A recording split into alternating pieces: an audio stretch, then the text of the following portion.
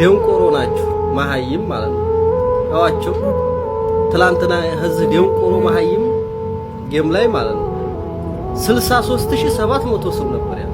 እኔ ሀዲያ የሚባል ብሔር ያወቅኩት ይሄ ቲክቶክ ከመጣ ነው። ይሄን አንድ አመት ምናምን እንደውም ቲክቶክ ከመጣ ይሄን አንድ አመት ነው ሀዲያ ሲባል ነው አናቃቸውም ነበር። እየተሰደብኩ እኮ ነው የደንቆሮ ልጅ ማለት ነው። እሺ ወንድሜ አንተ የማታውቀው ሀዲያን ሳይሆን ራስህን ማንነትህንና ሀገርህን ነው። ሀዲያ ማለት ከጥንት ጀምሮ የንጉስ ዘር ናት። የራሷ የሆነ ንጉስ ያላት፣ የራሷ የሆነ ስልጣን ያላት፣ የራሷ የሆነ ባህል ስርዓትና የራሷ የሆነ ጀግና ያላት ሀገር ናት።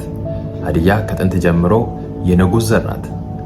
ሀዲያ በኢትዮጵያ በጣም ትልልቅ ጀግና የሚባሉ ሰዎችን ያበረከተች ሀገር ናት። እንዴት ንግስት እሌኒን ማወቅ ያቅታል? ንግስት እሌኒን ካወቅ ሀዲያን ማወቅ አይከብድም። እንዴት ጀግናውን ዓለም እስከዛሬ የምነጋገርለትን ኮሎኔል በዛብህ ጴጥሮስን ማወቅ ያቅታል? ኮሎኔል በዛብህ ጴጥሮስን ካወቅ ሀዲያን ታውቃለህ።